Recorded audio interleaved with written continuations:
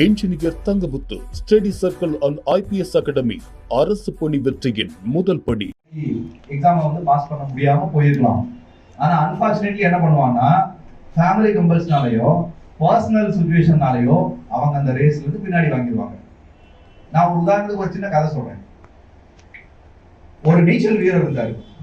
நீச்சல் வீரர் அவருடைய ஆசை என்ன அப்படின்னு கேட்டீங்கன்னா, நம்ம அட்லாண்டிக் பெருங்கடல் இருக்கு இல்லையா, அட்லாண்டிக் பெருங்கடலை நீந்தி கிடக்கணும் அப்படிங்கிறது தான் அவருடைய ஆசை.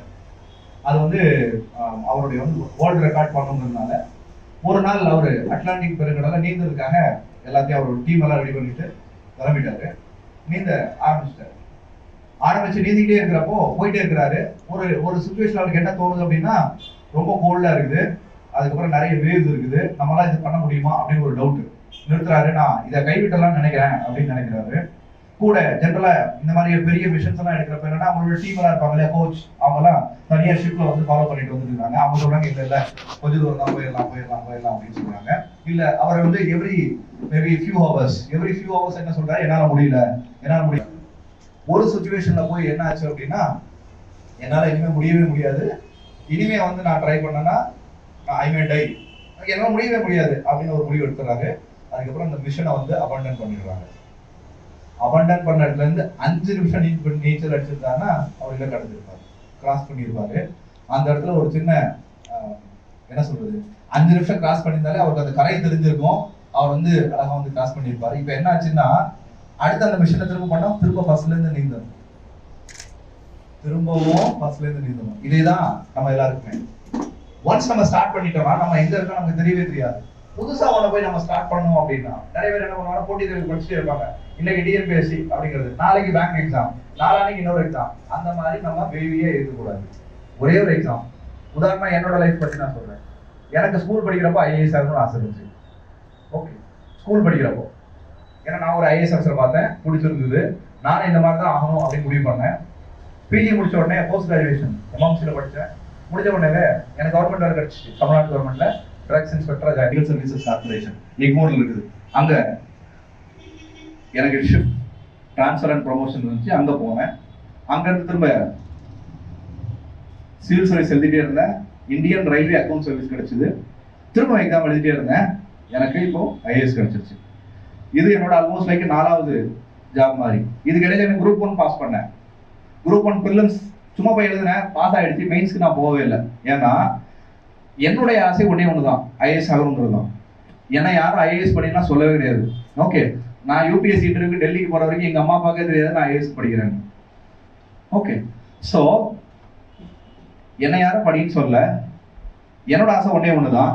ஆனால் அந்த ஆசை இலக்கை அடைவதற்கு முன்னாடியே எனக்கு கவர்மெண்ட் சர்வீஸ் நிறைய கிடைச்சது. ஆல்மோஸ்ட் தமிழ்நாடு கவர்மெண்ட்ல நான் 5 இயர்ஸ் ஒர்க் பண்ணேன். ரயில்வேஸ்ல ஒரு 1 இயர் இருந்தேன். அதுக்கப்புறம் என்ன சொல்ல வரேன் அப்படின்னா, தமிழ்நாடு கவர்மெண்ட்ல இருந்தேன்னா இன்னைக்கு நான் ஐஏஎஸ் என்ன சம்பளம் வாங்குறோமோ அதான் நான் வாங்கிட்டு இருக்கேன். தமிழ்நாட்டிலே வேலை பார்க்கறது, நம்ம ஊர்லயே வேலை பார்க்கறது ஒரு இருந்திருக்கும். ரயில்வேஸ்ல வேலை பார்க்கணும்னா இன்னைக்கு ஐஏஎஸ் என்ன வாங்கினா அதோட நான் ஜாஸ்தி வாங்கிட்டு இருந்திருப்பேன். ஏன்னா 2 குரூப் 1 சர்வீஸ் தான். அது ஒரு வருஷம் முன்னாடி ஜாயின் பண்ண இல்லையா, அதனால பை ப்ரமோஷன் அண்ட் இது வந்து நிறைய வாய்ப்பு இருக்கு. ஓகே, பட் ஆனா என்னுடைய இலக்கு அது இல்லை. ஸோ உன்னுடைய இலக்கு உனக்கு என்ன வேணும்? இன்னொரு முக்கியமான விஷயத்த என்ன சொல்வேன்னா, நீங்க நிறைய பேர் குடும்பத்திலேயோ அல்லது நண்பர்கள்ட்டையோ பேசுனீங்கன்னா எல்லாருமே என்ன சொல்லுவாங்கன்னா, பசங்கிட்ட ஜென்ரலா பேரண்ட்ஸ் சொல்றதா இருக்கட்டும், உறவினர்கள் சொல்லுவாங்க, எனக்கு ஐஏஎஸ் ஆகணும்னு ஆசை, நீ ஐஏஎஸ் ஆகு. எனக்கு டாக்டர் ஆகணும்னு ஆசை, நீ டாக்டர் ஆகு. எனக்கு இன்ஜினியர் ஆகணும்னு ஆசை, என்னால ஆக முடியல, நீயாவது ஆகுன்னு சொல்லுவாங்க. நீங்க மட்டும் அப்படி ஒரு ஆளா இருக்கக்கூடாதுன்னு நீங்க நினைச்சுக்கோங்க. நீ என்ன சொன்னா, எனக்கு ஐஏஎஸ் ஆகணும்னு ஆசை, நான் கஷ்டப்பட்டு ஆகிட்டேன். நீனும் என்ன வேணாலும் ஆகணும் முடிவு பண்ணிக்கோ, ஆனா கஷ்டப்பட்டு அதை ஆயிடு அப்படின்னு சொல்றோம். So we should be a positive example instead of நமக்கு நம்முடைய நிறைவேறாத ஆசையை அடுத்த தலைமுறைக்கு திணிக்கின்ற ஒருத்தராக இல்லாம. என்ன சொல்ல வரேன்னா, சரி நம்ம ஒரு ஆசைப்படுறேன்னு வச்சுக்கோங்க. இப்ப எனக்கு ஐஏஎஸ் ஆகணும்னு ஆசை இருந்துச்சு அப்படின்னா, எது நம்மளால முடியுமோ அதுதான் ஆகணும்னு நம்ம டிசைட் பண்ணுவோம் இல்லையா. நம்மளால முடியாத ஒரு விஷயத்துக்கு ஆசைப்படுவோமா? நான் வானத்துல தனியாவே பறந்தே டெல்லியில போய் நாளைக்கு இறங்கணும் அப்படின்னு நம்ம ஆசைப்படுவோமா? பண்ண மாட்டோம் இல்லையா. ஆனா நாளைக்கு ஃபிளைட்ல போகணும் நம்ம ஆசைப்படலாமா? தாராளமா படலாம் இல்லையா. சோ எந்த ஆசைப்பட்டாலும் நமக்கு என்ன முடியுங்கிறது தெரிஞ்சுதான் ஆசைப்படுவோம். அப்ப நீங்க எல்லாரும் ஒரு அரசு அதிகாரியாக மாற வேண்டும் அல்லது வந்து யூனிஃபார்ம்டு சர்வீஸ்ல ஒரு யூனிஃபார்ம்டு ஆபீசரா மாறணும்னு முடிவு பண்ணீங்கன்னா உங்களால முடியும்னு நினைச்சுதான் அந்த முடிவு எடுக்கிறீங்க இல்லையா. நம்மால ஒரு முடியும்னு நினைக்கிற விஷயத்த நாம முடிவு பண்ணி அதை நம்மளால அடைய முடியலன்னா அந்த தோல்வி யாருடையதாக இருக்கும்? நம்ம அம்மா அப்பா வேணான்னு சொல்லிட்டாங்களா? நான் சொன்னேன் இல்லையா, நானும் உங்களை மாதிரி ஒரு பேக்வர்ட் சுச்சுவேஷன்ல தான் வந்தேன். கிராமத்துல இருந்து தான் வந்தேன், தமிழ் மீடியத்துல தான் படித்தேன், கவர்மெண்ட் ஸ்கூல்ல தான் படித்தேன். நீங்க என்னெல்லாம் உங்களுக்கு தடைகள் நினைச்சிட்டு இருக்கீங்களோ அந்த எல்லா தடைகளையும் நான் தாண்டி தான் இங்க வந்து நின்றுட்டு இருக்கேன். ஓகேவா? சோ ஒருத்தருடைய வெற்றியாக இருந்தாலும் சரி, தோல்வியாக இருந்தாலும் சரி, அதுக்கு ஒரே ஒரு காரணம் இருக்க முடியும், அது அவர் மட்டும்தான். அவரை தவிர வேற யாரும் இருக்க முடியாது. நீ வேணும்னு டிசைட் பண்ணிட்டேன்னா ஒண்ணு அடைகின்ற வரை நான் எதையும் பண்ண மாட்டேன், எனக்கு அதான் வேணும் அப்படிங்கறத உறுதியா இருங்க. உறுதியா இருந்தீங்கன்னா இந்த மாரத்தான் ரேஸ்ல நீங்க நிக்கவே மாட்டீங்க. ஓட ஆரம்பிச்சிட்டீங்கன்னா ஓடிட்டே இருப்பீங்க. நிச்சயமாக ஒரு நாள் நீங்கள் இலக்கை அடைந்தே தீர்வீர்கள். ஓடிட்டே இருக்கும்போது ஸ்லோவா ஓடுறவனா இருந்தாலும் சரி, வேகமா நீங்க வந்து காலேஜ் டாப்பரா இருக்கீங்க, கிளாஸ் டாப்பரா இருக்கீங்க, என்ன பண்ணுவீங்க? நீங்க கொஞ்சம் சீக்கிரமா ஓடி முடிச்சிருவீங்க. ஒரு வருஷமோ ஒரு அட்டம்ப்ட முன்னாடி வாங்கிடுவீங்க. ஸ்லோவா ஓடுறவன் அடுத்த வருஷம் கண்டிப்பா ஓடி ரீச் ஆகிதானே ஆகணும். அதேதான் காம்படிட்டிவ் எக்ஸாமினேஷன். இன்னொரு முக்கியமான விஷயம், நம்ம 10ஆம் கிளாஸ் எக்ஸாம் எழுதுறோம். 10ஆம் கிளாஸ்ல 80% 85% நம்ம வாங்கணும்னு வைங்க. 2வது தடவை எக்ஸாம் எழுதுனா எவ்வளவு வாங்குவோம்? அதை கண்டிப்பா ஜாஸ்தியா தான் வாங்குவோம்.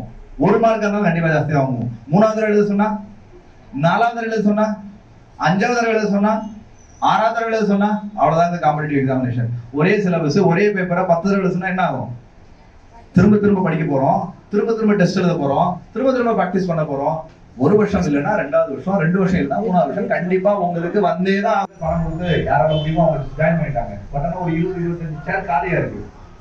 தம்பி என்ன சொல்றாங்கன்னா, அந்த சேர்ல யார் வேணாலும் உட்காந்து கேட்கட்டுமே, கிளாஸ்க்கு காலியா தான் இருக்கு அப்படின்னு நினைக்கிறாரு. இந்த மனப்பான்மை இது வரைக்கும் நான் பார்த்தது கிடையாது. அது வந்து அவருடைய ஒரு நிச்சயமா வந்து இன்னைக்கு ஒரு உங்க எல்லாருக்கும் கூட ஒரு பொன்னான நாள் அப்படின்னு நான் சொல்லுவேன். இந்த நாள் அவருடைய இந்த குணம் அவரை வந்து இந்த வாழ்க்கையில ரொம்ப ரொம்ப பெரிய நிலைக்கு கொண்டு போவோம் அப்படின்னு நான் நிச்சயமா நம்புறேன். அதற்காக நான் இறைவனிடமும் பிரார்த்திக்கிறேன். நம்ம அடுத்த விஷயத்துக்கு வருவோம். ரொம்ப பேஷனேட்டா யூனிஃபார்ம்டு சர்வீசஸ்க்காக, அதுவுமே வந்து யூனிக். சென்னையில் இது வரைக்கும் யூனிஃபார்ம்டு சர்வீசஸ்க்கு ஸ்பெஷலா யாரும் வந்து ஒரு அகாடமி வந்து வந்ததில்லை. இது வரைக்கும் சிவில் சர்வீஸ் அல்லது வந்து கவர்மெண்ட் சர்வீஸ் அப்படின்னா வந்து அண்ணா நகர் தான் அதுக்கு ஹப் அப்படிங்கிறத மாற்றி இனிமே வந்து யூனிஃபார்ம்டு சர்வீசஸ்னா அதுக்கு சைதாப்பேட்டை தான் அப்படிங்கிற ஒன்றை வந்து தம்பி ஒரு இலக்காக இருக்காரு. அதுவுமே வந்து மிகப்பெரிய வெற்றி அடைய வேண்டும் அப்படின்னு சொல்லி நான் அவரை வாழ்த்துறேன், இறைவன்கிட்டையும் வேண்டிக்கிறேன். சரி, நம்ம திரும்ப இப்போ எக்ஸாம் சார்ந்த விஷயங்களுக்குள்ள வருவோம். எப்படி 2 வருஷம் நமக்கு எக்ஸாமே இல்லாம நம்ம எல்லாம் வந்து மனதளவில் ரொம்ப, ஏன்னா மக்களை பார்க்குறப்போ interact with lot of people, நிறைய பேர்கிட்ட என்னன்னா அடுத்து என்ன ஆக போகுதுன்னு ஃபினான்ஷியலி எல்லாருமே வந்து நலிந்து போயிட்ட ஒரு நிலை. அது வந்து சின்ன பிசினஸ் மேன்ல இருந்து எல்லாமே. இன்ஃபேக்ட் வந்து காலேஜ் ஸ்டூடெண்ட்ஸ் எல்லாம் இன்னும் ப்ரெஷர் ஜாஸ்தி. இங்க நிறைய பேர் பெண்கள் இருக்காங்க, அவங்களுக்கும் ப்ரெஷர் ஜாஸ்தி. அம்மா அப்பா இருக்கும், ஏன்னா ஒண்ணு பையன் வேலைக்கு போகணும், நமக்கு ஏதாவது சப்போர்ட் பண்ணணும், இல்ல பொண்ணை கரை சேர்க்கணும், பொண்ணை கல்யாணம் பண்ணி ஏதாவது அவங்களுக்கு வந்து நல்ல வாழ்வை உருவாக்கணும் அப்படின்னாலும் அவங்களுக்கு வேலை இருக்கணும். இந்த மாதிரி லாட் ஆஃப் எல்லா நிலையிலுமே, ஸ்கூல் பசங்கள்ல இருந்து காலேஜ் பசங்க, அப்பா அம்மா எல்லாருக்குமே இந்த ஒரு பெரிய அந்த என்ன சொல்றது மன போராட்டம். அதுக்கு வந்து ஒரு முடிவு வந்திருக்கு அப்படின்னு சொல்லலாம். ஏன்னா இப்போ ஆல் த டிஎன்பிஎஸ்சி எக்ஸாமினேஷனுக்கு நோட்டிபிகேஷன் வந்து வரிசையா வரப்போகுது. அதுல இன்னும் ரொம்ப ரொம்ப ரொம்ப முக்கியமான ஒரு அடிஷன் என்னன்னா, இத்தனை வருஷமா இல்லாத தமிழகத்தினுடைய அந்த போட்டித் தேர்வுகள் வரலாற்றிலேயே இல்லாத ஒரு விஷயம் இந்த வருஷம் இந்த அரசாங்கமானது எடுத்துக்கிறது. அது என்னன்னா வந்து பிஎஸ்யூஸ்க்கு நடக்க போற அந்த எம்ப்ளாய்மெண்ட் ரெக்ரூட்மெண்ட் கூட இதுக்கு முன்னாடி என்ன பண்ணாங்கன்னா பிஎஸ்சியில் வந்து அந்தந்த பிஎஸ்சி அவங்க நடத்திக்குவாங்க. ஸோ அதில் நிறைய மால் ப்ராக்டிசஸ் நடந்திருக்குது. நிறைய நேரம் நம்பகத்தன்மை இல்லை, அவங்க எப்படி பண்றாங்கிறதுக்குள்ள நம்ம போக வேண்டாம். லைக் ஆல்வேஸ் மெரிட்ல இருக்கா அப்படிங்கிற ஒரு கொஸ்டின் இருந்தது. இனிமே அந்த கொஸ்டின் வராதுன்னு நினைக்கிறேன். அதே மாதிரி வந்து பாத்தீங்கன்னா அது ஆயிரக்கணக்கான வேகன்சிஸ் வந்து இப்ப நம்ம வந்து இன்க்ளூட் பண்ணிருக்காங்க. அது நம்ம பார்க்க வேண்டிய விஷயம். அதுதான் ஏற்கனவே, அதாவது 2 வருஷமா தேங்கி இருந்த ஒரு தேக்க நிலையில எல்லாமே வந்து எக்ஸாமினேஷனோட ஃப்ளோ அது கூடவே இன்னும் நிறைய வந்து வேகன்சிஸ் ஆட் பண்ணியிருக்காங்க. அப்படிங்கிறப்போ இந்த ஆண்டு 2022ஆம் ஆண்டு போட்டித் தேர்வுகளுக்கு தயாராகின்ற மாணவர்களுக்கு ஒரு பெரிய பொன்னான ஆண்டு அப்படின்னு நம்ம சொல்லலாம். ஏன்னா என்னுடைய ஆசையும் அதுதான். இங்க இருக்கிற நிறைய பேர் எவ்வளோ அதிகமா இந்த வாங்க முடியுமோ நீங்க எல்லாருமே இந்த தேர்வுல வந்து கிளியர் ஆகணும் அப்படிங்கிறது தான் என்னுடைய ஆசை. அதனால என்ன ஒரே இதுன்னா ஸ்டார்ட் பண்ணிருங்க. ஸ்டார்ட் பண்ணணும் அப்படிங்கிறப்ப ஒரே ஒரு சின்ன ஒரு எக்ஸாம்பிள் மட்டும் நான் உங்களுக்கு சொல்லணும்னு நினைக்கிறேன். போட்டித் தேர்வுகளுக்கும் நீங்களாம் நிறைய பேர் வந்து கல்லூரி படிக்க முடிச்சுட்டு உடனே வந்தவங்களா இருக்கீங்க. நிறைய பேர் என்ன பண்ணுவாங்கன்னா, மேபி 1 வருஷம் 2 வருஷம் நீங்க ப்ரிப்பேர் பண்ணவங்களா இருக்கலாம், அல்லது ஆல்ரெடி நம்ம தம்பிகிட்ட படிக்கிற மாணவர்களா இருக்கலாம். நான் ஒரு உதாரணத்தை வந்து நான் எப்பவுமே திரும்ப சொல்லிட்டே இருப்பேன். நிறைய பேர் என்ன பண்றாங்கன்னா, போட்டித் தேர்வுகள் அப்படின்னு வந்துருச்சு அப்படின்னா, போட்டித் தேர்வுகளுக்கு நம்ம ஜென்ரலா போட்டித் தேர்வு படிக்கிறவங்க என்ன பண்ணுவாங்கன்னா, நோட்டிபிகேஷன் வந்துருச்சா உடனே அப்ளை பண்ணுவோம். அப்ளை பண்ணிட்டு 4 நாள் முக்கா தேடுவோம். ஒரு அதாவது DPI, Moore market, Anna Nagar, இப்படி ஒவ்வொரு புக் ஷாப்பா போய் புக் எல்லாத்தையும் வாங்கிட்டு வந்து வச்சுருவோம். அதுக்கப்புறம் 2 நாள்ல வந்து எனர்ஜி டவுன் ஆயிடும். அதுக்கப்புறம் நம்ம வந்து கண்டுக்கவே மாட்டோம். திடீர்னு ஒரு நாள் வந்து என்ன ஆச்சுன்னா, அந்த நோட்டிபிகேஷன் டேட் முடிஞ்சிடும். அதுக்கப்புறம் ஏதாவது நியூஸ் வரும் டிஎன்பி சம்பந்தமா, அன்னைக்கு திரும்ப ஏறிடும். ஓகே, அதுக்கப்புறம் ஹால் டிக்கெட் வந்துருச்சு சொல்லுவாங்க, அப்ப திரும்ப ஏறிடும். அப்ப ஏறிடுச்சுன்னா அன்னைக்கு மட்டும் ஒரு 3-4 மணி நேரம் உட்காந்து படிப்போம், இடையில என்னன்னா பார்த்துருப்போம். ஓகே, அதுக்கப்புறம் எக்ஸாம், ஹால் டிக்கெட் வந்துருச்சு, 10 நாள்ல எக்ஸாமுக்கு போறதுக்கு 2 நாளைக்கு முன்னாடி திடீர்னு எக்ஸைட்மெண்ட் ஏறிடும். அப்ப மட்டும் புக்கை படிச்சுட்டே இருப்போம். எக்ஸாமினேஷன் முடிஞ்சு வெளியில வந்துட்டுன்னா அதுக்கப்புறம் ஃபியூஸ் போயிடும். திரும்ப அடுத்த எக்ஸாமினேஷன் நடக்கிற வரைக்கும் நமக்கு வந்து அடுத்த நோட்டிபிகேஷன் வரும் இல்லையா, இல்ல அடுத்த எக்ஸாம் பத்தி யாராவது பேசுவாங்க இல்லையா, அப்போ வரைக்கும் நம்ம என்ன பண்ணுவோம்னா அந்த எக்ஸாம் பத்தி கண்டுக்கவே மாட்டோம். சோ இப்படியே நம்ம ஆளுங்க, அதாவது போட்டித் தேர்வுகளுக்கு இப்ப நம்ம குரூப் 2 எடுத்துக்கிட்டோம்னா ஒரு 6-7 லட்சம் பேர் அப்ளை பண்ணுவாங்க. 6-7 லட்சம் பேர்ல குறைந்தபட்சம் 80% ஆஃப் த பாப்புலேஷன், 80% ஆஃப் ஆஸ்பிரன்ட்ஸ் இப்படிதான் பண்றாங்க. இதை விட போட்டித் தேர்வுகள்ல நாம பண்ற மிகப்பெரிய தவறு வேற எதுவுமே இருக்க முடியாது. போட்டித் தேர்வுகள் நம்ம இது என்ன பிஹேவியர், என்ன மென்டாலிட்டி அப்படின்னு நம்ம பார்த்தோம் அப்படின்னா, யூனிவர்சிட்டி காலேஜ் ப்ரிப்பரேஷனுக்கு இருக்கிற மென்டாலிட்டி. யூனிவர்சிட்டி காலேஜ் ப்ரிப்பரேஷன் என்ன பண்ணுவோம், ஃபர்ஸ்ட் செமஸ்டர் இல்ல மிட் டர்ம் எக்ஸாம் அல்லது ஃபைனல் செமஸ்டர் அப்படின்னா செமஸ்டருக்கு முன்னாடி நாள் அல்லது ஒரு வாரம் முன்னாடி நமக்கு ஒரு 4-5 ஸ்ட்ராட்டஜி இருக்கும். இதை படிக்கிறது, இல்ல படிச்சவனா கேட்கறது, இல்லைன்னா அதர் ஸ்ட்ராட்டஜிஸ் பேப்பரை கட் பண்ணி எடுத்துட்டு போறது, இல்லைன்னா எக்ஸாமினேஷன் அன்னைக்கு யாரையாவது பார்த்து எழுதுறது. இப்படி ஒரு 4-5 ஸ்ட்ராட்டஜிஸ் இருக்கு, ஏதோ ஒண்ணு. ஓகே, அதுக்கப்புறம் 35% எடுத்தா நம்ம வந்து யூனிவர்சிட்டி எக்ஸாம்ல ஈஸியா பாஸ் ஆயிடுவோம். 35, 40 or 50% based on the board. நீங்க எந்த போர்டு எந்த யூனிவர்சிட்டியில இருக்கீங்களோ அதுக்கு தகுந்த மாதிரி. ஸோ அப்போ நம்ம என்ன பண்ணுவோம்னா, ஒரு நாளைக்கு முன்னாடியோ ஒரு வாரத்துக்கு முன்னாடியோ 10 நாளைக்கு முன்னாடியோ ப்ரிப்பேர் பண்ணிட்டு போவோம். இந்த கதை போட்டித் தேர்வுகளுக்கு ஒத்து வராது. அதான் போட்டித் தேர்வுக்கு ப்ரிப்பேர் பண்ணுறது, நான் எப்பவுமே ஒரு எக்ஸாம்பிள் சொல்லுவேன். போட்டித் தேர்வுகளுக்கு ப்ரிப்பேர் பண்றது வந்து பாத்தீங்கன்னா ஒரு கண்டினியூஸ் ப்ரிப்பரேஷன். உதாரணத்துக்கு யூனிவர்சிட்டி எக்ஸாமினேஷன்ங்கிறது ஒரு 100 மீட்டர் ரேஸ். தொடங்குவோம், டக்குன்னு முடிச்சிருவோம். 15 செகண்ட்குள்ள யார் வேணாலும் ஓடிடலாம். ஆவரேஜ் பர்சன் கூட 15 செகண்ட்குள்ள கிராஸ் பண்ணிடலாம். அண்ட் தென் 35% யார் எடுத்தாலும் பாஸ், அல்லது 50% யார் எடுத்தாலும் பாஸ். போட்டித் தேர்வுகள்ங்கிறது அப்படி கிடையாது. அது வந்து ஒரு மேரத்தான் ரேஸ் மாதிரி. மேரத்தான் ரேஸ்ல நாம எப்படி இருக்கணும், என்ன மிகப்பெரிய சேலஞ்ச் போட்டித் தேர்வுகள்ல அப்படின்னு நம்ம பார்த்தோம் அப்படின்னா, நம்ம ஓடிட்டே இருப்போம், ஓட ஆரம்பிச்சிருவோம். ஓட ஆரம்பிச்சுன்னா என்னைக்கு நம்மளாம் இங்க வந்து உட்காந்துட்டோமோ, இந்த எக்ஸாம் பத்தி யோசிக்கலாம், படிக்கலாம், தேர்வு எழுதலாம் அப்படின்னு நினைச்சோமோ, நினைச்ச அன்னைக்கே நம்மளோட ரேஸ் ஸ்டார்டட். ஆனா நம்ம ரேஸ்ல எத்தனை பேர் ஓடுறான்னு நமக்கு தெரியாது. உதாரணத்துக்கு தமிழ்நாடு முழுக்க ஒரு 50 லட்சம் பேருக்கு ஐடியா இருக்கும் டிஎன்பிஎஸ்சி எக்ஸாம் எழுதலான்னு. அப்ளை பண்றது ஒரு 10 லட்சம் பேரா இருப்பான். அவன் வந்து ரேஸை ஓட ஆரம்பிச்சிட்டான்னு அர்த்தம். ஓட ஆரம்பிச்சதுக்கு அப்புறம் என்ன ஆகுதுன்னா, நம்மள மாதிரி நிறைய பேர் நோட்டிபிகேஷன் முன்னாடி, நோட்டிபிகேஷனுக்கு அப்புறம், ஹால் டிக்கெட்டுக்கு முன்னாடி, ஹால் டிக்கெட்டுக்கு பின்னாடி, எக்ஸாமுக்கு முன்னாடி நாள், அப்ப மட்டும் ஓடுறவங்க இருக்கான்ல, அது ஒரு சிலமான கேட்டகரி. ஆனா மாரத்தான் அதே மாதிரி இந்த மக்கள் என்ன பண்ணுவாங்கன்னா, ஒரு தடவை ஒரு எக்ஸாம் கொடுப்பாங்க. இப்ப குரூப் 2 எழுதுவான், அடுத்து குரூப் 4 எழுதுவான். அதுக்கப்புறம் இது நமக்கு ஒத்து வராது. என்னன்னா நமக்கு இன்னொரு தராசுல மார்க் வச்சிருக்காங்க. ஓகே, மார்க்ல வந்து 100 கொஸ்டின், 200 கொஸ்டின், இல்ல 300 கொஸ்டின், 300 மார்க், அந்த மாதிரி 1க்கு 1.5 மார்க் 2 மார்க் ஃபிக்ஸ் பண்ணிருக்காங்க. இந்த புக்ல இங்க இருக்க set of book number of pages, அதுல எந்த விஷயத்தை படிக்கும் போது இங்க எவ்வளவு மார்க் வாங்க முடியும் அப்படின்றதுதான் நமக்கு மொத்த ப்ரிப்பரேஷன். இங்க அப்ப நம்ம என்ன பண்ணணும்னா, இப்ப சிம்பிள் தமிழ் நிறைய படிச்சோன்னா தமிழ்ல வந்து 100 கேள்வி கேட்க போறாங்க. தமிழுங்கிற ஒரு சின்ன புக் மட்டும் நீங்க எடுத்தீங்கனாலே உங்களுக்கு இருக்கிற 50% வெயிட்டேஜ் வந்து கவர் ஆயிடுது. அதுக்கப்புறம் ஆப்டிடியூடுங்கிறத எடுத்தீங்கன்னா அடுத்து ஒரு 20% கவர் ஆயிடுது.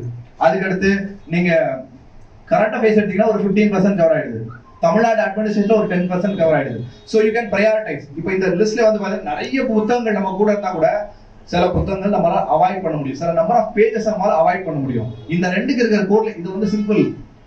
ஓல்டு கொஸ்டின் பேப்பர் எடுங்க, லாஸ்ட் இயர்ஸா எப்படி கொஸ்டின் கேட்கறாங்க, எந்தெந்த சப்ஜெக்ட்ல எவ்வளவு கேள்வி கேட்கறாங்க, எந்த சாப்டர்ல எவ்வளவு கேள்வி கேட்கறாங்க, எந்த பர்டிகுலர் உதாரணத்துக்கு தமிழ்நாடு அட்மினிஸ்ட்ரேஷன்ல 20 கேள்வி கேட்கறாங்க, கரண்ட் அஃபேர்ஸ்ல 20 கேள்வி கேட்கறான்னு வச்சுக்கோம். கரண்ட் அஃபேர்ஸ்க்கு நம்பர் ஆஃப் பேஜஸ் எவ்வளவு படிக்கணும், தமிழ்நாடு அட்மினிஸ்ட்ரேஷனுக்கு நம்பர் ஆஃப் பேஜஸ் எவ்வளவு படிக்கணும், எதுல கம்மியான பேஜஸ் படிச்சா அதே 20 மார்க் வருதோ that is the best way to cover இல்லையா?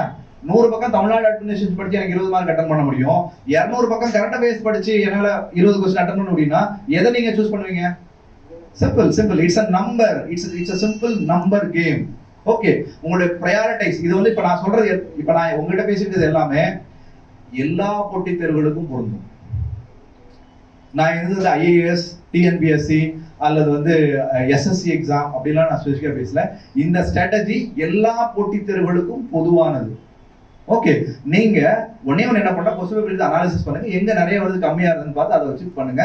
இதைத்தான் தம்பி ஆல்ரெடி பண்ணி உங்களுக்கு வந்து சொல்லிட்டு இருக்காரு, கிளாஸ்ல அடிக்கடி உங்கள்கிட்ட திரும்ப சொல்லிட்டு இருக்குது. இந்த ஸ்ட்ராட்டஜிஸ்மே நிறைய பேர், அதாவது நிறைய நேரங்கள் என்ன பண்ணிடுறாங்கன்னா போட்டித் தேர்வுகளை கடினமாக காட்ட வேண்டும்ங்கிறதுக்காக என்ன பண்ணுவாங்கன்னா இது ரொம்ப கஷ்டமானது, நமக்கு முடியாது, இதை படி அதை படி அப்படி படி இப்படி படி சொல்லுவாங்க. அப்படியெல்லாம் இல்லை. நீயா கொஸ்டின் பேப்பர் பாரு, நீயா சிலபஸை பாரு, புக் எடு, திரும்ப படி, திரும்ப யோசி, திங்க் பண்ணு. அப்ப ஆட்டோமேட்டிக்கா நீ வந்து மற்றவங்களோட பெஸ்டா கைட் பண்ண முடியும். ஓகேவா?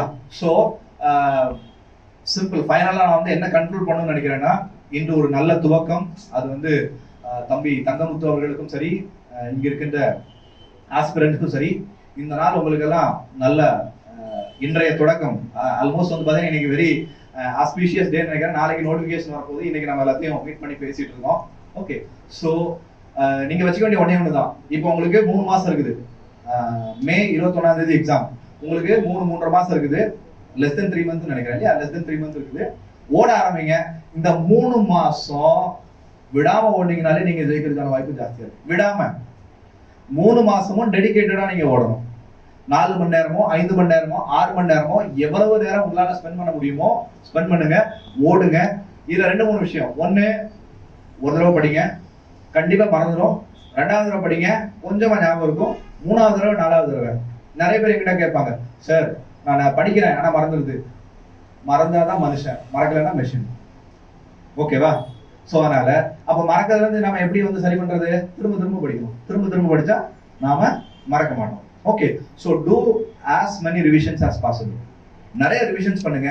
பிராக்டிஸ், திரும்ப பிராக்டிஸ் பண்ணணும். ஜெனரலா நாம என்ன பண்ணிடுவோம்னா, தெரியாம கூட தெரிஞ்ச ஏரியால நம்ம தப்பு பண்ணக்கூடாது.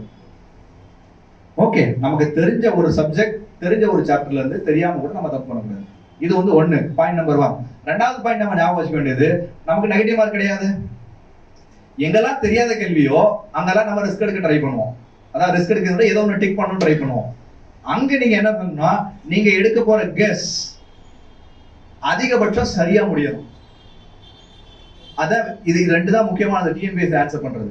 ஓகே, எங்க வந்து நமக்கு நல்லா தெரியுமோ அதுல எப்பவுமே என்ன பண்ணுவோம்னா, 100 கொஸ்டின் இருக்குதுன்னா 80 கொஸ்டின் நல்லா தெரியும்னா 80 கொஸ்டின் நல்லா தெரிஞ்சு ஆன்சர் பண்ணிடுவோம். அதுல 2 or 3 கொஸ்டின் தப்பா பண்ணிருப்போம். ஏதோ ஒரு ரிஸ்க்காக ஏன்னு நினைச்சிட்டு பிஏ மார்க் பண்றது, பி நினைச்சு சிஏ மார்க் பண்றது, இல்ல 21வது கொஸ்டினோட ஆன்சர் வந்து 22ல ஷேர் பண்றது. இந்த மாதிரி somehow we used to do some mistakes. Okay, இதெல்லாம் வந்து பாத்தீங்கன்னா லைக் கேர்லெஸ் மிஸ்டேக்ஸ். ஓகே, இது வந்து கேர்லெஸ் மிஸ்டேக்ஸ் சொன்னா கூட நம்ம மனுஷங்க டெஃபினட்டா வந்து ஒரு 200 கொஸ்டின் அட்டன் பண்றப்போ வந்து 1 or 2 கொஸ்டின்ஸ்க்கு மாத்தி தப்பு பண்றதுக்கான வாய்ப்பு ரொம்ப சாதாரண ஒரு விஷயம் தான். ஓகே, ஆனா அதை எப்படி அவாய்ட் பண்ண முடியும்னா, நிறைய டெஸ்ட் எடுங்க. டெஸ்ட் எடுத்து இப்போ நம்ம சொல்ற சில தவறுகள் இருக்கு இல்லையா, தேர்வுகளில் நான் ஒரு விதமா தவறு பண்ணுவேன், இவர் ஒரு விதமா தவறு பண்ணலாம், நீங்க ஒரு விதமா தவறு பண்ணலாம். ஒரு 20 டெஸ்ட் அட்டன் பண்றீங்கன்னா ஒவ்வொரு தேர்வுகளையும் நீங்க என்ன தவறு பண்றீங்கிறத கண்டுபிடிச்சு அதை எலிமினேட் பண்ணிட்டே வாங்க. That is one thing. 2வது, நீங்க ரீட் பண்ணிட்டே இருக்கும்போது எங்கெல்லாம் வந்து ரிஸ்க் எடுக்கிறீங்க. ரிஸ்க்ங்கிறது என்ன சொல்லணும் அப்படின்னா, கெஸ் பண்றீங்க. எனக்கு இந்த கேள்வி நல்லா தெரியாது, இதுல வந்து நான் கெஸ் பண்ணி இதான் போட போறேன் அப்படின்னா, அந்த கெஸ் பண்ணி போடுறதுல கூட ட்ரை பண்ணுங்க. எந்த மாதிரியான நீங்க கெஸ் எடுத்தா உங்களுக்கு ரைட் ஆகுது, எப்படியெல்லாம் நீங்க திங்க் பண்ணா தப்பாகுது, எந்த நேரத்துல பண்ணது நிறைய ரைட் ஆச்சு, எந்த சப்ஜெக்ட்ல. ஃபார் எக்ஸாம்பிள், ஹிஸ்டரியில கெஸ் பண்ணது நிறைய சரியாயிடுச்சு, எக்கனாமிக்ஸ்ல கெஸ் பண்ணது நிறைய தப்பாயிடுச்சு அப்படின்னு என்ன அர்த்தம்னா, அந்த சப்ஜெக்ட்ல கான்செப்ட் கிளாரிட்டி நல்லா இருக்கு, உங்களுக்கு நாலேஜ் ஒண்ணுல வந்து கம்மியா இருக்குன்னு அர்த்தம். சோ எங்கெல்லாம் உங்களுக்கு நிறைய தப்பாகுதோ அதை வந்து நீங்க இம்ப்ரூவ் பண்ணிட்டே போகணும். ஓகே, சோ ஆக்சுவலி என்ன பொறுத்த வரைக்கும் என்னன்னா, போட்டித் தேர்வுகளுக்கு தயாரிப்பது அப்படிங்கிறது ஒரு சயின்டிபிக் ப்ராசஸ். ஓகே, நீ பிளான் பண்ணி ஸ்டெப் பை ஸ்டெப் மூவ் பண்ணனா, minimum number of books, do maximum revisions, take lot of tests, take as much as practice as possible, correct your mistakes. நீங்க என்னலாம் சரி நம்ம ரெண்டு விதத்துல தான் தப்பு பண்ணுவோம் டெஸ்ட் எழுதுறப்போ. ஒண்ணு, தெரிஞ்ச சப்ஜெக்ட்ல ஆன்சர் பண்றப்போ நம்ம பண்ற சில்லி மிஸ்டேக்ஸ். ரெண்டாவது, தெரியாத சப்ஜெக்ட்ல அல்லது தெரியாத கான்செப்ட்ல நம்ம பண்ற மிஸ்டேக். தெரியாத கான்செப்ட்னா என்ன பண்ணணும்? படிக்கணும், அதோட வேற எதுவும் வழி கிடையாது. தெரிஞ்சதுல தப்பு பண்றோம்னா ப்ராக்டிஸ் பண்ணணும், அந்த தப்பை அவாய்ட் பண்ணணும், இவ்வளவுதான். இதை தவிர வேற எதுவுமே கிடையாது. ஸோ இதை மட்டும் நீங்க கடைபிடிச்சீங்கன்னா மிக எளிமையாக நீங்க எந்த போட்டித் தேர்வுலையும் உங்களால நான் கரெக்ட் பண்ண முடியும்னு சொல்றேன். ஸோ இதுதான் வந்து என்னுடைய ஓவரால் வியூ. யாருக்கா ஸ்பெசிஃபிக்கா ஏதாவது டவுட் வேணா நீங்க கேட்கறதுனா கேட்கலாம். அதர்வைஸ் தம்பி தங்கமுத்து அவர்களுக்கும் உங்க எல்லாருக்கும் என்னுடைய நல்வாழ்த்துக்கள். மேபி இந்த ஆண்டுக்குள்ள வரப்போற போட்டித் தேர்வு, வரிசையா போட்டித் தேர்வுகள் இருக்குது, அதுல நீங்க வந்து நல்லபடியா படிச்சு நல்லா எழுதி நீங்களும் ஒரு அரசு அதிகாரியாக நாளைக்கு இங்க வந்து உட்கார்ந்து இதே மாதிரி பல 100 மாணவர்களுக்கு நீங்க எல்லாம் வழிகாட்டணும் அப்படின்னு உங்ககிட்ட கேட்டுக்கொண்டு, அண்ட் அதான் நான் ஒரே ஒரு விஷயத்த பார்த்துட்டேன். இங்க இருக்கிற பெஸ்ட் டீம். ஓகே, நான் வந்து சொன்னேன் இல்லையா, நிறைய இன்ஸ்டியூட் போறேன், நிறைய பேரை மீட் பண்ணிட்டு இருக்கேன் அப்படின்னு. நான் எங்க போனாலும் ஒருத்தரோட பேர் சொல்லிட்டே இருப்பாங்க, அருணகிரி சாரோட பேர். ஓகே, ஸோ டிஎன்பிஎஸ்சி அப்படின்னா வந்து அருணகிரி சார் பேர் சொல்லாத இடம் நான் கேள்விப்பட்டதே கிடையாது. அந்த மாதிரி யூ ஹாவ் ஸ்டால்வார்ட்ஸ்.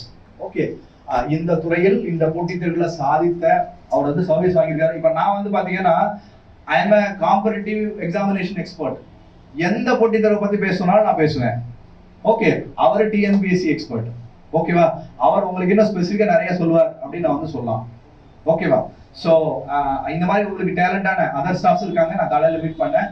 ஸோ ஒரு நல்ல பெஸ்ட் டீம் இருக்கு. நல்வாழ்த்துக்கள் உங்க எல்லாருக்கும்.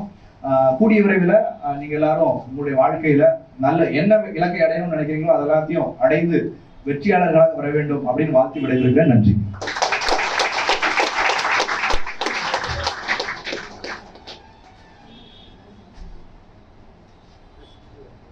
சார், எனக்கு ஒரு டவுட். எப்படி சார் யூபிஎஸ்சி தமிழ் வழியிலே படிச்சு பாஸ் பண்ண முடியும்? அதுக்கு ஏதாவது கைடன்ஸ்? ஃபர்ஸ்ட் முடியுமா தமிழ் வழியிலே படிச்சு?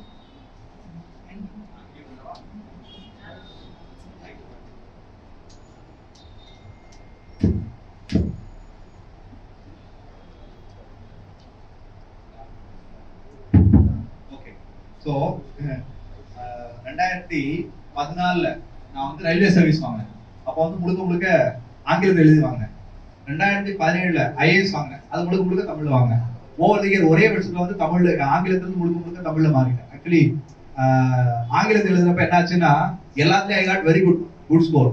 ஒன்லி வந்து எஸ்ஏல மட்டும் குறைஞ்சிருச்சு. எஸ்ஏல அந்த வருஷம் நான் ஆவரேஜ் மார்க் வாங்கியிருந்தா கூட எஸ்ஏல வந்து 250 ஐ காட் ஒன்லி 80. 120 மார்க் வாங்கினா கூட எனக்கு ஐஏஎஸ் வந்திருக்கும் 2014. ஓகே, ஸோ அதனால என்னாச்சுன்னா பட் ஆனால் எஸ்ஏல வந்து நம்ம வந்து காம்படிட்டிவ் நம்ம ஸ்கூல்லாம் சொல்லுவோம் இல்லையா, ஸ்கூலு காலேஜ் அப்பெல்லாம் வந்து பார்த்தீங்கன்னா எஸ்ஏ காம்படிஷன்ல எப்பவுமே வந்து ஃபர்ஸ்ட் ப்ரைஸ் வாங்கிட்டு இருப்பேன். ஆனால் யூபிஎஸ்சியில போய் ஆங்கிலத்தில் எஸ்ஏ எழுதுனப்போ அந்த அளவுக்கு வரல. ஸோ அதனால என்னோட லாங்குவேஜை ஒரே விஷயத்துல நான் மாற்றி முழுக்க தமிழ்ல எழுதுறேன். இதுல எஸ்பெஷலி வந்து யூபிஎஸ்சி பத்தி தமிழ்ல சொல்லணும் அப்படின்னா நிறைய பேருக்கு தெரியாத விஷயம், யூபிஎஸ்சி எக்ஸாம் ஐஏஎஸ் எக்ஸாம் முழுக்க தமிழ்ல எழுத முடியும்னு நிறைய பேருக்கு தெரியாது. மெயின்ஸ்ல வந்து மொத்தம் 9 சப்ஜெக்ட், 9 பேப்பர்ஸ். 9 பேப்பர்ல ஒரே ஒரு பேப்பர் ஆங்கில லாங்குவேஜ் பேப்பர் தவிர மீதி 8 பேப்பர் தமிழ்ல எழுத முடியும்.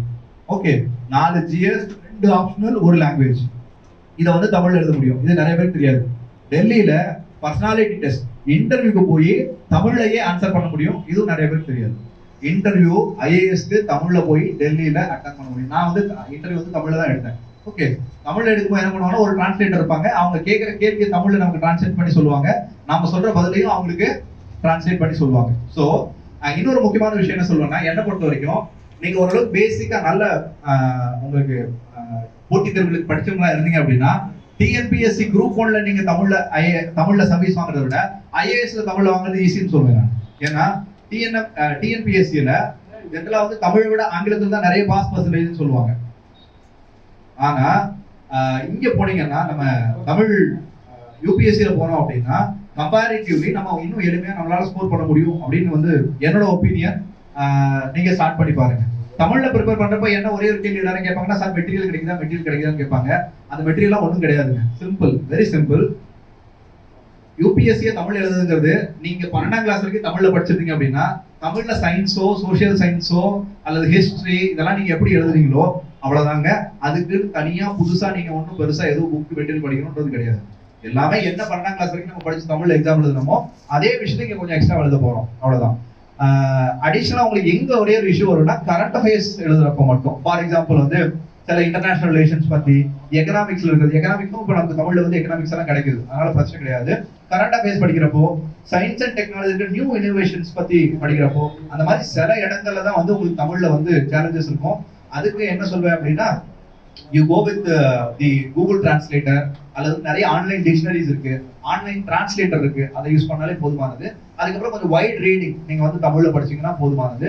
பட் ஒரே ஒரு விஷயத்த மட்டும் நான் தெளிவா இங்க சொல்லுவேன், நீங்க வந்து ஐஏஎஸ் வந்து தமிழ்ல எழுத போறேன்றதுனால எனக்கு இங்கிலீஷே எழுத படிக்க தெரியாது, இங்கிலீஷே வராது, அதனால நான் தமிழ்ல எழுத போறேன்னு வச்சீங்கன்னா அது வந்து மிகப்பெரிய தவறு. அதை வந்து நல்லா ஞாபகம் வச்சுக்கோங்க. ஐஏஎஸ் தமிழ்ல எழுதி பாஸ் பண்ணணும்னாலும் குறைந்தபட்ச ஆங்கில அறிவு முக்கியம். அதை நான் ரொம்ப ரொம்ப தெளிவா ஸ்ட்ரெஸ் பண்ணணும்னு நினைக்கிறேன். ஏன்னா மெயின்ஸ் எக்ஸாம்ல கேட்கிற கேள்விகள் எல்லாமே ஆங்கிலத்துல தான் இருக்கும். கொஞ்சம் கேள்விகள் வந்து என்னன்னா ஒரு மாதிரி உங்களை மிஸ்லீட் பண்ற மாதிரி இருக்கும். அதாவது அனலிட்டிக்கலா இருக்கும் கேள்விகள். நமக்கு குறைந்தபட்ச ஆங்கில அறிவு இல்லைன்னா நம்மளால நிச்சயமா அந்த கொஸ்டின் வந்து இன்டர்பிரேட் பண்ணி தமிழ்ல ஆன்சர் பண்ண முடியாது. அது ஒண்ணு. ரெண்டாவது என்னன்னா, with respect to preliminary examination, இப்போ இருக்க லாஸ்ட் 2 இயர்ஸா, லாஸ்ட் 2 or 3 இயர்ஸா நான் சொல்ல முடியும், last 3 year prelims are the one of the most toughest and challenging prelims சொல்லலாம். லாஸ்ட் 3 வருஷத்தோட preliminary examination வந்து toughest. ஏன் toughestங்கிறது பாத்தீங்கன்னா there are many ways. ஏன் toughestங்கிறது நான் டெக்னிக்கலா அதுக்குள்ள பேசுறேன், டெக்னிக்கல் செஷன் வேற நான் தனியா அதுக்கப்புறம் நம்ம டிஸ்கஸ் பண்ணலாம். What is the issue? Why that become a toughest அப்படின்னு கேட்டீங்கன்னா, language is also matters.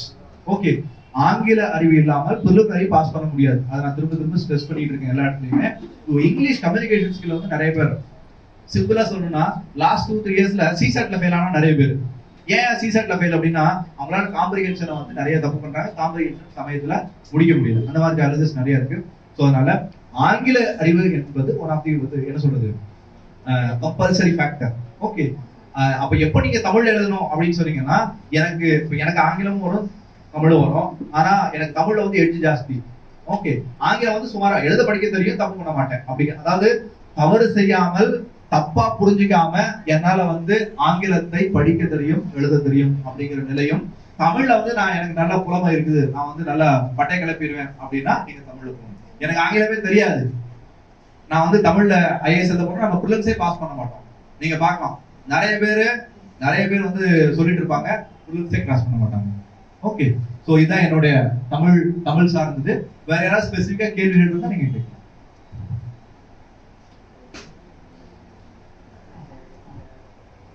Any doubts? Thank you, sir. Thank you so much for your guidance. Thank you so much. Thank you everyone.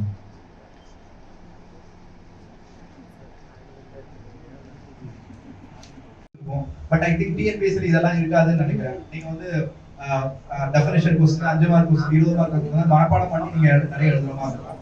So you can identify what kind of personality you are அப்படிங்கிறது. இன்னொரு முக்கியமான ஒரு விஷயம் நான் என்ன சொல்றேன் அப்படின்னா, எப்பவுமே வந்து டபுள் ட்ராக்ல வந்து டிராவல் பண்ணாதீங்க. முடிஞ்ச வரைக்கும் டபுள் ட்ராக்ல வந்து டிராவல் பண்ணாதீங்க. டபுள் ட்ராக்ங்கிறது என்னன்னா, 2 போட்டித் தேர்வுக்கு ஒரே நேரத்துல தயார் பண்ணாதீங்க. ஒண்ண முடிவு பண்ணி ஒண்ணுக்காக ப்ரிப்பேர் பண்ணுங்க. ஃபார் எக்ஸாம்பிள் வந்து இப்போ உங்களுக்கு யூபிஎஸ்சி ஐடியா இருக்கு, யூபிஎஸ்சி தான் வேணும் முடிவு பண்ணி யூபிஎஸ்சி ப்ரிப்பேர் பண்ணுங்க. இல்ல நான் டிஎன்பிஎஸ்சி வாங்கிட்டு அப்புறம் யூபிஎஸ்சி ட்ரை பண்ண போனா முதல்ல டிஎன்பிஎஸ்சி ப்ரிப்பேர் பண்ணுங்க. நான் டிஎன்பிஎஸ்சிக்கு ப்ரிப்பேர் பண்ணுவேன், யூபிஎஸ்சிக்கு ப்ரிப்பேர் பண்ணா மோஸ்ட் ஆஃப் த டைம் வந்து இலக்கை அடைவது கொஞ்சம் டிஃபரன்ஸ் இருக்கனால எதையுமே நம்ம ஃபாலோ பண்ண மாட்டோம். ஓகே, அதே மாதிரி இன்னொரு விஷயம் நான் இங்க முக்கியமானது என்னன்னா, நம்ம நிறைய நேரத்துல நம்ம பண்ற இன்னைக்கு இருக்க one of the biggest challenge UPSC அல்லது போட்டித் தேர்வுகள் வேர்ல்டுக்குள்ள என்னன்னா, overload of materials or overload of information அப்படின்னு சொல்றாங்க. நான் படிக்கிறப்போ 13-14 நான் ப்ரிப்பேர் பண்ண ஆரம்பிச்சப்ப என்னாச்சுன்னா, எனக்கு சில புக்கே கிடைக்கல. ஃப்ரெண்ட்ஸ் பின்னாடி தான் அலைஞ்சு நான் வந்து கோச்சிங் இன்ஸ்டியூட் போறவங்கலாம் வாங்கி நோட்ஸ் எல்லாம் வாங்கி ஜெராக்ஸ் போட்டு அவன் கொடுக்கவே மாட்டான். ஒரு வாரம் பின்னாடி அலைஞ்சு நோட்ஸ் புக் எல்லாம் வாங்கி ஜெராக்ஸ். நீங்க எல்லாமே வந்து இன்டர்நெட்ல அவைலபிள். யூடியூப்ல இல்லாத கண்டென்ட் இல்ல போட்டி தேர்வு, இன்டர்நெட் வெப்சைட்ஸ்ல இல்லாத கண்டென்ட் எதுவுமே இல்லை, டெலிகிராம் சேனல்ஸ் இல்லாத எதுவுமே இல்லை. இது மூணு தான் உனக்கு ப்ரிப்பரேஷன் தேவையானது. இதை தாண்டி உனக்கு எதுவுமே கிடையாது அப்படின்னு நம்ம சொல்லலாம். A to Z எவ்ரிதிங் இது மூணு அவைலபிள். இப்போ என்ன பெரிய பிரச்சனை வருதுன்னா, இது எல்லாத்தையும் நிறைய இருக்கு இன்ஃபர்மேஷன். क्वेश्चन பேப்பர்னு எடுத்தீங்கன்னா டெலிகிராம் சேனல்ல ஒரு 1000 क्वेश्चन பேப்பர் வரும், இன்டர்நெட்ல ஒரு 1000 கிடைக்கும், கிளாஸ்னு எடுத்தீங்கன்னா ஒவ்வொரு இடத்துலயும் நிறைய இருக்கும். சோ அப்ப என்ன பிரச்சனைனா, இதுல நிறைய பேர் இன்னைக்கு இருக்க பெரிய challenge, you need to identify the quality one அல்லது குவாலிட்டி ஒன்ங்கிறதுனா உங்களுக்கு சூட்டபிள் ஒன். அதான் ரொம்ப ரொம்ப முக்கியமானது. இன்னும் இதுக்கு வந்து ஒரே லைன்ல நான் என்ன விட முடிச்சுனா யாரோ ஒருத்தரை மட்டும் ஸ்பெசிஃபிக்கா ஃபாலோ பண்ணுங்க பாஸ் பண்ணிருங்க. ஒரே நேரத்துல 4 பேரை பாஸ் பண்ணீங்கன்னா ஃபாலோ பண்ணீங்கன்னா பாஸ் பண்ண மாட்டீங்க. சிம்பிள். ஒரே ஒருத்தர் ஒரே ஒரு இப்போ வந்து தம்பியோட கிளாஸ்ல அட்டெண்ட் பண்றீங்க, இங்க இருக்கிற ஃபேக்கல்டி அட்டெண்ட் பண்ணீங்கன்னா வேற எதுவும் அட்டெண்ட் பண்ணாங்க.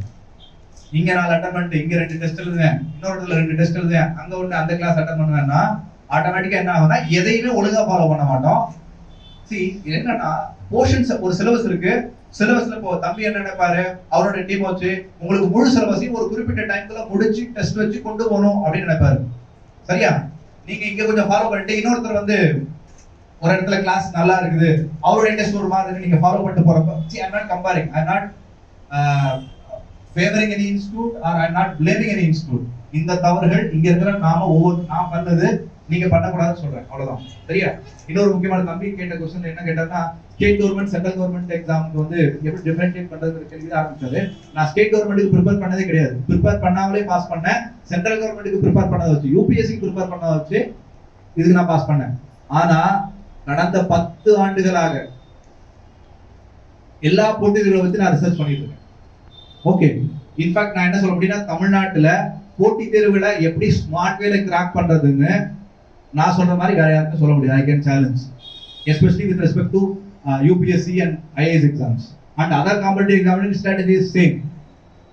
Okay, so even maybe லட்சக்கணக்கில் பணம் வாங்குற இன்ஸ்டிடியூட் கூட இந்த அளவுக்கு உங்களுக்கு ஸ்ட்ராட்டஜிக்கா பிளான் கொடுக்க மாட்டாங்க. I'm not talking technically.